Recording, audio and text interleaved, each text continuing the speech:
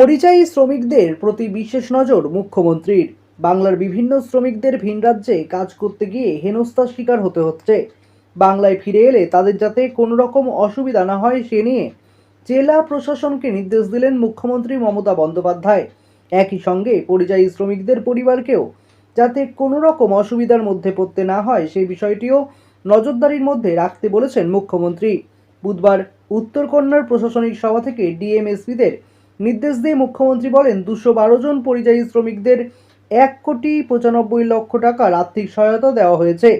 উত্তরবঙ্গে অনেক পরিযায়ী শ্রমিকের নাম নথিভুক্ত হয়েছে, এদের দিকে নজর রাখতে হবে। এরা যাতে ফিরে এসে কাজ করতে পারে সেদিকে নজর রাখতে হবে, এদের পরিবারের দিকেও নজর রাখতে হবে।